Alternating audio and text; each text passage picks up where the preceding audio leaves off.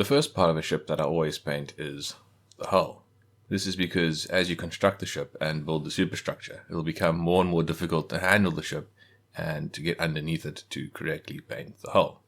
Regardless of whether the ship has disruptive camouflage or not, the starting point for me is always the boot topping. The difficulty with the boot topping is that it can be quite difficult to get a consistently straight and level line. This is complicated by the shape of the hull, and it's usually a problem at the stern of the ship where there are more extreme curves to the hull. I find that the most difficult aspect of painting the boot topping is to get perfectly straight lines, and then also to keep those two lines for the upper and lower sections of the boot top parallel to each other. This is usually not much of a problem at the midship where the hull is vertical and there isn't much curving of the hull, but as you move towards the stern of the ship, the curve gets more extreme and you have to start adjusting the distance of the lines as painted on the hull from each other, so that when you look at the model from 90 degrees, they appear to be parallel.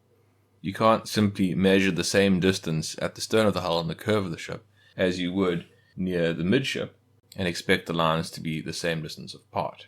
Fortunately, the HMS Hood doesn't have a very curved stern section, so this won't be too difficult. It'll certainly be a lot easier than it would have been, for example, on USS Missouri. To find the correct position to put the boot top on the hull, I look for certain markers. For example, you can see that the top of the boot runs at the top of this feature on the hull, and that it runs just below this detail of plating at the bow. At the midship, it continues to run along that line and molding at the top of that detail on the hull, and then as it disappears, it runs over this blank section where there is no detail, then starts just underneath this section of hull plating to align with this hull plating at the very stern of the ship all the way to the end. That in effect means that the top of the boot is aligned with molding details in the hull across its entire length, which means that will be quite a simple line to position on the kit, because all I need to do is follow the molding. The position for the lower line of the boot will be more difficult than that for the upper line, because it doesn't align with any molded detail on the hull. However, it does sit just below the joint line between the upper and lower sections of the hull, and it runs along that joint line for the entire length of the ship. And obviously, as you would have expected, that joint line will be parallel to the water, so it would be in fact a good guide. I just need to keep the masking tape bit below it. Combined, these features make it considerably easier to position the boot on this model, and then also to keep those edges in alignment. So now that I understand the features of the ship and how I want to position and align the lines for the boot, I can now think about how I'm actually going to put that boot onto the ship and the order in which the paints need to be applied. Because this joint line will be covered up by paint, and when covered by paint it will become invisible, I need to get the bottom of the boot masked off first.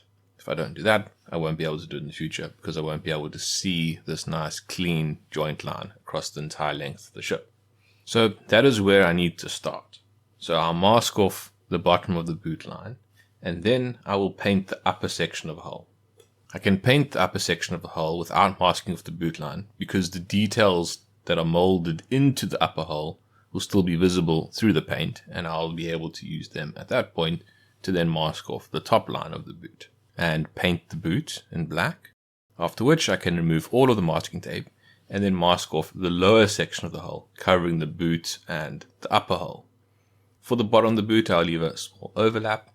That will help me with positioning the masking tape correctly and make sure that there isn't any gap between the lower hull and the bottom of the boot. I can then paint the bottom of the hull in the anti-fouling grey. After painting the hull, I'll then inspect it for defects and correct those defects if I find any. When painting the hull, I'll also paint the details on the deck. These components need to be painted in the same color as the upper hull, so it makes sense to do them at the same time. In addition to the deck components, the sides of the barbettes will also need to be painted in the color of the upper hull. All of these details midship are going to have cladding installed on them, and will therefore not need to be painted. I've intentionally not installed the cladding at this point, because I want to do that after I've installed the wooden deck. I think if I put that cladding on now, before installing the wooden deck, it will make the installation of the wooden deck more difficult, because the tolerances will be narrower when installing the deck. There won't be as much room for me to maneuver the edge of the deck between the walls of the superstructure. Having the wooden deck installed before the cladding will make it marginally more difficult to install the cladding. The cladding will need to be painted before installation, and it'll have to be maneuvered past the edge of the wooden deck into that small, approximately 1mm gap. But I think it'll be easier to install the cladding with the wooden deck already installed than it would be to install the wooden deck with the cladding already installed. For most of the masking, I'll be using Tamiya masking tape. This masking tape has a very nice clean edge, also doesn't leave any residue on the model when you remove it. This makes sense since this is tape that is designed for use with plastic models. To cover large areas, not at the edge, I will on occasion use just normal hardware store masking tape, but you do have to be a bit careful with that. You can't leave it on the kit for too long because then it will leave a residue. Also, it is really not good for boundaries because paint will bleed in underneath it. You can also have a much stronger adhesive that can more easily remove paint from the kit, so you do need to be a bit more careful with that. Trying to maintain a consistent line between that joint between the upper and lower hull sections. Even with that line, it's going to be difficult to keep everything perfectly aligned, and this will need to be lifted and reseated multiple times until I get the line to be straight around the entire perimeter of the hull. I find that an easy way of checking is to pick it up and look down the bow and stern of the ship and try and sight the line. But if it is so close that you can't tell if it is straight or not, then I suppose it's straight enough. Anyways, that's what I try to go for. After putting down the tape on my first attempt, I then have to reseat it just to get the alignment a bit better, so I lift it up a section at a time and replace it. Once happy with the port side of the ship, I move on to the starboard side of the ship and repeat the process. This video is part of a build series on the HMS Hood. If you are enjoying this video and would like to see other videos in this build series, then follow the link to the playlist in the cards above. If you have questions that you would like me to answer, then feel free to post them in the comment section. And don't forget to subscribe to help the channel.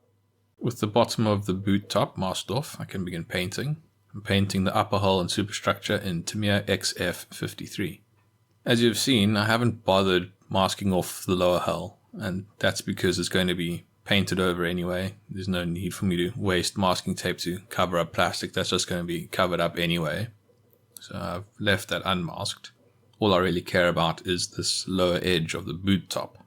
After applying multiple layers of paint, the joint line between the upper and lower sections of the hull begins to disappear, but in its place you start to see that seam line which hasn't been perfectly formed. This is now going to require extensive work to touch up. It's really important to work on the seam line at this stage because this is really your only opportunity to get it cleaned up properly. If you're not happy with the joint between the upper and lower sections of the hull and then move on to constructing the superstructure and more delicate components of the ship, you'll be unlikely to be able to come back and adequately address that seam line in the future. Almost all of the defects are along this seam line between the upper and lower sections of hull. It's amazing how they really do appear when you apply the paint. I'm really not happy with it, so I'm going to have to spend some time to fill it up. I've never really had a problem with the joint between the upper and lower sections of hull, and I think this all comes back to that decision that I made at the very beginning to glue the hull together with extra thin plastic cement. And that was a mistake. I should have used Revell Contactor Professional, a thicker glue that can fill the gap quite easily and make a very strong bond. So now I'm suffering through the consequences of that decision. This seam line had already been filled with Tamiya plastic putty, so that hasn't worked perfectly. So I'm going to try and fill it with some super glue gap filler and then file that down and sand it off and see how that works. The gap filler will be quite hard, and hopefully that will also help bind together the more delicate parts of this putty that seems to be crumbling away a little bit.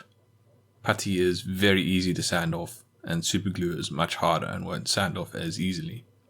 The superglue is definitely staying around. I just need to try not to remove too much of it, otherwise I'm going to go back to where I started. I need something that can seep into those small little gaps and cracks and fill it up. I think I'm going to have to do multiple rounds of this to get it right.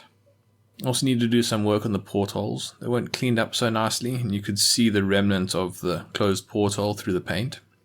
So I'm also going to put some gap filling super glue on top of that and then file that down to smooth it off. After all the sanding, another round of painting over this area is required, and yet again there are more defects that then require further touch-up. some of that gap filler was still visible through the paint, so it needs a little bit more sanding to take it down. These are really things that you can only see once the paint is applied. It's quite amazing how much these defects get revealed when you put paint on top of them. I now seem to have taken off too much of the gap filler, so I'm going to go back to good old plastic putty, try and smush that in lightly. Every time I do this, it gets a little bit better, but there's always a defect somewhere that seems to reveal itself. So I carry on going back and forth. Apply putty, sand it off, smooth it out. Apply putty, sand it off, smooth it out. Slowly working it up to get a better and better line. After a lot of back and forth, I've finally got the joint line between the upper and lower sections of a hull into a state that I'm happy with. I apply the masking tape for the upper line of the boot top in much the same way as for the bottom, except in this case there are moldings into this upper section of hull that I can follow, instead of trying to keep it aligned a certain distance from that seam line, which is now invisible. After masking off the top line for the boot topping, it can now be painted in black. As you can see, or rather as you can't see, the seam line is very difficult to spot. In fact, I'm not even sure you can see it at all. There are a few areas where if you look very carefully you can find it, but I think that's acceptable. It's certainly not something that's going to detract from the model. And I'm very glad that I took the time to get it right, because it would bug me if I had to look at that every time I saw this ship. An ugly, messed up line in the middle of this boot topping that ran the length of the ship. After giving the paint a bit of time to dry, the masking tape can be removed. It looks very clean from the boot top upwards, and I seem to have gotten the width quite consistent. There are some variations that I'll try and remove now. And I do need to mask off this new lower line for the boot topping to be slightly higher than where it is at the moment. There will be a very small overlap, and I'll use that to clean up that edge. This process is identical to the previous masking steps. Once again, trying to keep everything aligned, doing things in sections, lifting them off and then replacing them until I get the line to be as straight as I can possibly have it. Now, at this point, I hadn't noticed what I had done, and maybe you saw, but on the starboard side of the ship, at the bow, I had managed to rip off some of the degassing cable, the upper section of degassing cable, when I removed that hardware store masking tape. So I'm going to notice that when I remove this round of masking tape, and then I'm going to have to repair it. Another reason why not to use that masking tape unless you're being very careful with it. And I guess I wasn't being careful enough. Fortunately, I have a lot of that degassing cable, so I'll be able to fix it quite easily, and you'll see that in a bit. After completely masking off the upper hull and the boot top, I can then move on to preparing the lower hull for paint. The first thing to do is to sand the bottom of this boot to try and make it blend in as nicely as possible into the lower hull. Due to the multiple rounds of paint that I had previously applied, there will be a bit of a step in the paint. I want to try and smooth that out as much as possible. So I work down that edge with my varying grits of sandpaper, 240, 400, 1000. I also take the opportunity to fill some holes that have been revealed around the base of these skegs. They are in a place that would not be so easily visible, but I'll know they're there, so I'll close them. In this case, it's quite difficult to get sandpaper in there, so after filling them with Tamiya plastic putty, I sand them off with 400 grit sandpaper. The entire lower hull can then be painted in Tamiya XF24. Everything on the hull that is unmasked must be in this color. The rudders, the skegs, the propeller shafts, everything goes in the same color. Painting a large hull like this does take some time, so after quite a few minutes and a lot of layers of paint, it is finally ready to be revealed. This is the best part, pulling off the masking tape and seeing what's underneath. It looks pretty good. There are some defects, particularly in this area. Not happy with that. You're going to have to do a bit more sanding over there to get rid of that. And there is some overrun in certain areas, but that's not going to be much of a problem. And yeah, you can clearly see I've finally noticed that I ripped off the degassing cable, in fact at both sides of the bow. I have become quite good at doing degassing cable, and you've seen it in the last 3 videos now because I keep on destroying it. So I'm not going to go through this in much detail, but mistakes were made, and this is how they got fixed. After reattaching the degassing cable, I then pay attention to this rather rough area, and I sand it down to create a nice clean edge.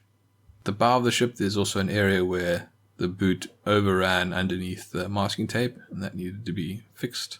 So I remastered that area and spread it while repainting the degaussing cable, or painting the degaussing cable, because that's a new section that had never been painted before. When I removed the masking tape, I did pull a little bit of paint off the degaussing cable along the length of the ship, so I also do a little bit of touch-up in those areas. So after my last round of touch-ups, the masking tape can be removed, revealing what is hopefully a nice, clean, crisp boot line between the upper and lower sections of this hull. And that brings us to the end of this video. In the next video, I'll be installing the wooden deck. I don't expect that video to release next week. It'll probably only be released the week after, and that is because I took quite a lot of time on this video. A lot of time was sunk into connecting that seam line between the upper and lower sections of the hull. If you would like to support this channel or see how this model looks when it is completed, then please subscribe. Thanks for watching. Cheers.